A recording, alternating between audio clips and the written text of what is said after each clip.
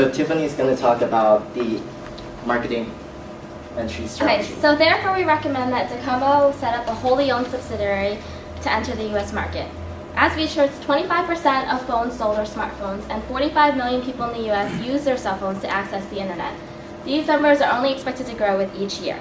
Since there is a growing market for smartphones, we believe entering the US through a wholly owned subsidiary is the best way for Docomo to establish their brand and business. Although there are perks of entering via joint ventures and acquisitions, we feel that the risks of intellectual property and lack of full business rewards outweigh these benefits. Our brand strategy encompasses two key images, the first being technology and mobile multimedia specifications, and the second being versatility and ease of use for service and applications. In Japan, Docomo is known for their great cell phone service and their incomparable phone features. In order to be successful in the US, Docomo needs to position their brand the same way to appeal to our target market. In addition, knowing that internet and data plans are a growing function of phones, Docomo can use this to position their brand as not only just technology, but a way of life. Docomo will bring their cell service, data accessibility, innovative applications, and mobile phones to the US. We'll offer both 1 and 2 year plans as well as pay-as-you-go plans. We'll have data plans with advanced applications such as the ability to pay your bills and multilingual accessibility. And to compete with the already established brands, we plan to introduce popular Japanese SIM card phones such as Toshiba, Panasonic, and Sharp. Since the telecommunications market is so saturated, we plan to research phone and plan prices of our competitors such as Verizon, Sprint, and AT&T. To gain a competitive edge, we plan to price our products lower than our competitors. And once popularity and reputation is gained, we will higher our prices to be on par with the competition and rely on our services and products for our competitive edge. Now Young will continue with the rest of the plan. Docomo will build its distribution channels using these elements: direct sales teams, stores, and value-added resellers, dealers, call centers, and the internet. Docomo's retail channels will include retail stores, partner retail locations, and DocomoUSA.com, which is its official website. Docomo-owned retail stores will be set up in the states with large young professional and international student populations. And call centers, both handling outbounding and incoming calls using 1-800 toll-free numbers, will be contracted out to another company that specializes in call centers. Customers will also be able to purchase Docomo service plans and corresponding handsets on their official website, DocomoUSA.com. Docomo USA will be advertising on print, the internet, and TV to help extend its reach and grow their market base. Since more consumers are now turning to the internet to look for their products and services and their needs, Docomo will be focusing on placing advertisements on the internet as well. And this is the graph, the chart that shows the increase of spending on social network from the last few years. Placing advertisements on Facebook will allow Docomo to reach over 500 million users.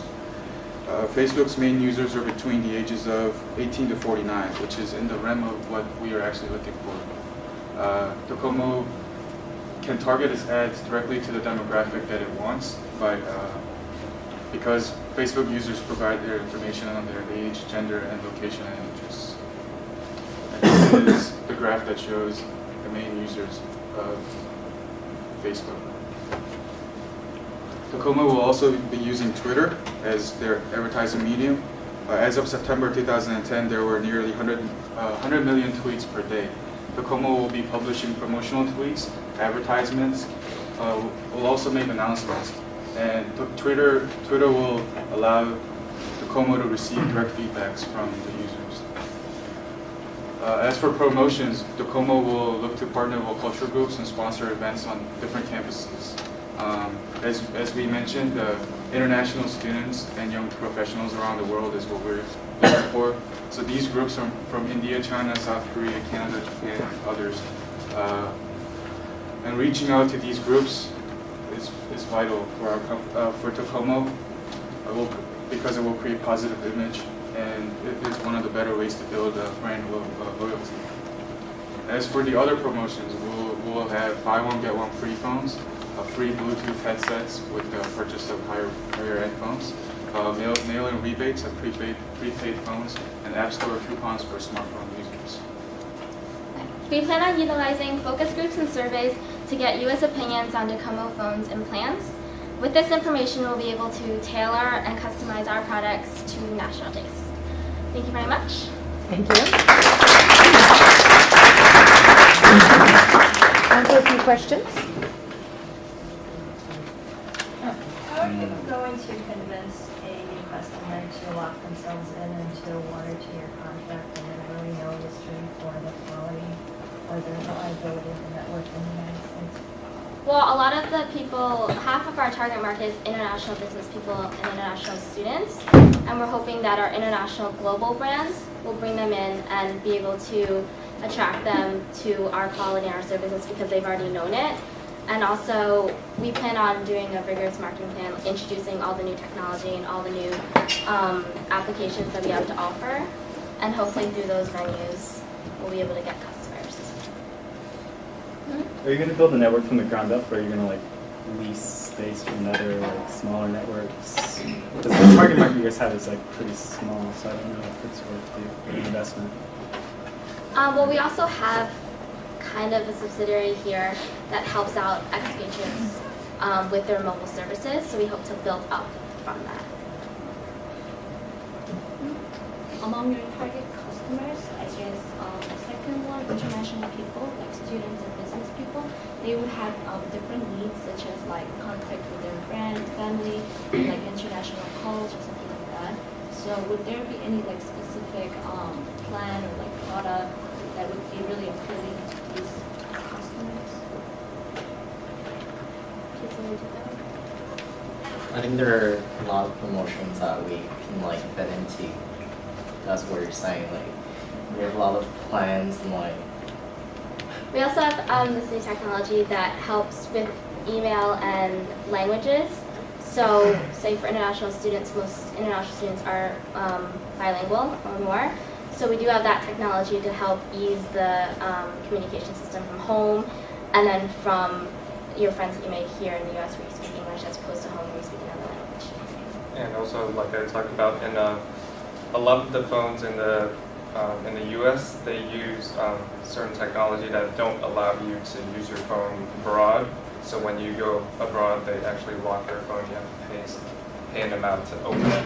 And what we're going to do is we're going to use a different type of different kind of SIM card that allows you to use your phone abroad when you're going home or when you're traveling for the international business people or the students. So that you don't have to pay extra money here and there like phones. You can just pay $30 or a certain amount, change it, use it in Japan or wherever you go, and use it in the States. Last question. Being the target marketing will focus on international students and international businessmen. Although the numbers are increasing, how would you target that population of building in various countries? Because I'm pretty sure a lot of international students and businessmen are aware of a cell phone brand before they enter the United States. So when you have to restructure your marketing plan to advertise in various other countries beforehand, and if so,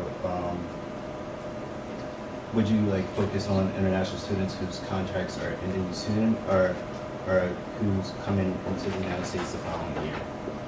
For international students, there are currently approximately about 70,000 Japanese students in the States, and it's only college students and graduate. They're middle school, high school, they aren't included.